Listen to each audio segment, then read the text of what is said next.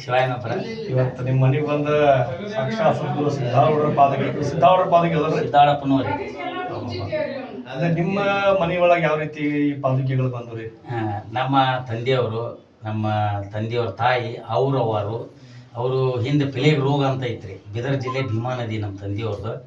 ಅವರು ಗುಳೆ ಹೋದ್ಮೇಲೆ ಸೀದಾ ಹುಬ್ಳಿಗೆ ಬಂದಾರ ಸಂಚಾರ ಮಾಡ್ಕೊಂತ. ಅಪ್ಪನ ಮಠ ಕೈಲಾಸ ಮಂಟಪ ಕಟ್ಟಾತಿದ್ರಂತೆ. ಅದೆಲ್ಲ ಮುಗಿದ ಮೇಲಿಂದ ಅಪ್ಪ ಮುಂದಿನ ಪ್ರಯಾಣ ನಮಗೆ ದಾರಿ ತೋರಿಸು ಅಂತ ಸಿದ್ದಾಳಪ್ಪನ ಕೇಳ್ಯಾರ. ನಮ್ಮ ತಂದೆ ತಾಯಿ ಅವರ ತಾಯಿ ಕೇಳಿದಕ್ಕೆ ಆಯ್ತಂತೇಳಿ ತಲೆ ಮೇಲೆ ಹಸ್ತ ಇಟ್ಟು ಇವೆರಡೂ ಪಾಲಿಕೆ ಅರ್ಜುನ ಪಾದರಕ್ಷೆಗಳನ್ನು ಒಡ್ಡಿಸಿ ಅವ್ರು ಉಡೆದೊಳಗೆ ಹಾಕಿ ಮುಂದಿನ ಸಂಚಾರ ಮಾಡಿರಿ, ಮುಂದಿನ ಒಳ್ಳೇದಾಗಲಿ ಅಂಥೇಳಿ ಅಲ್ಲಿಂದ ಒಳ್ಳೆ ಸೀದಾ ಲೋಕೂರಿಗೆ ಹೋದ್ರಿ. ಲೋಕೂರಿಂದ ಉಪ್ಪಿನ ಬೆಟಗೇರಿಗೆ ಬಂದರು. ಉಪ್ಪಿನ ಬೆಟಗೇರಿಂದ ದುಮ್ಮಾಡು ಬಂದಾಗ ನಮ್ಮ ತಂದೆಯವ್ರಿಗೆ ಒಂದು 23-24 ವಯಸ್ಸಿತ್ತು.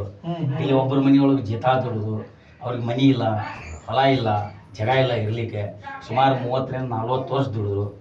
ಅಲ್ಲಿ ದುಡಿದಾಗ ಅವರು ಇಲ್ಲಿ ಹೆಣ್ಣು ಕೊಡ್ತಿದ್ದಿಲ್ಲ, ಆಸ್ತಿ ಇಲ್ಲ ಅಂತೇಳಿ ಅವ್ರು 1 ಎಕರೆ 23 ಗುಂಟೆ ಬಕ್ಷಿಸ್ ಮಾಡಿ ಅವ್ರಿಗೆ ಮದುವೆ ಮಾಡಿದ್ರು. ಆಮೇಲಿಂದ ನಾವು ಅವರಿಗೆಲ್ಲ ಒಂದು 6 ಜನ ಮಕ್ಕಳು ಹುಟ್ಟಿದ್ವಿ, 4-5 ಹೆಣ್ಮಕ್ಳು ಹುಟ್ಟಿದ್ವಿ.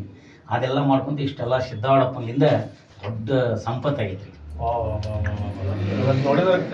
ಅದಕ್ಕೆ ಮುಟ್ಟಕತ್ರ ಸಾಕ್ಷಾತ್ ನಮ್ಮ ಮನೆಯೊಳಗೆ ಹಿರಿಯತನ ನಡೆದ್ರಿ.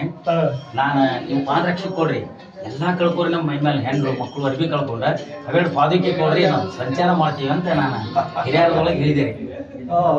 ಇದನ್ ಬಿಟ್ಟರೆ ಬೇರೆ ಇದೇನಿಲ್ಲ. ನನ್ನ ಆಸೆ ಇದ್ರ ಮೇಲೆ ಆಸೆ ಭಾಳ ಆಸೆ ರೀ.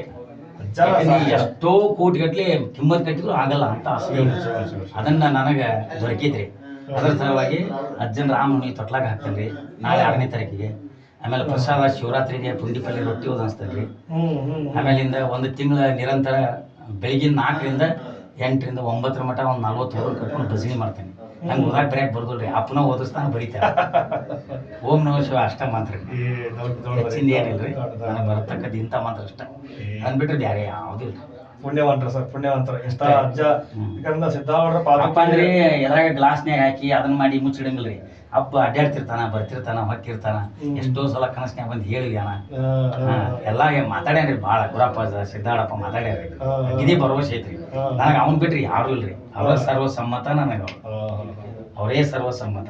ಅದನ್ನ ಬಿಟ್ರೆ ಅದಿಲ್ರಿ. ನನಗೆಲ್ಲ ಕಾರ್ಯ ಕಟ್ನ ಅವ್ರು ಹಿಡಿದು ಹಿಂಗೆ ಎತ್ತಿ ತಂದು ಇಳಿಸಿಟ್ಟು ಪಕ್ಕ ರೀ. ಈ ನಾಳೆ 16ಕ್ಕೆ ಅದನ್ನ ರೀ ಒಂದು 5 ಮಂದಿ ಸಾಧುಗಳನ್ನ ಹಾಕೇನ್ರಿ.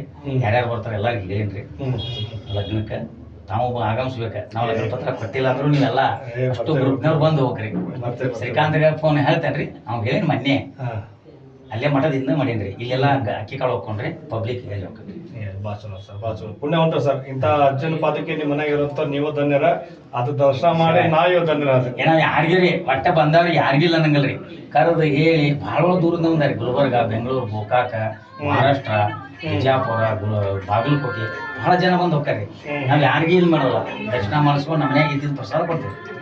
ಏನಿದ್ದಿದ್ದು ಒಟ್ಟು.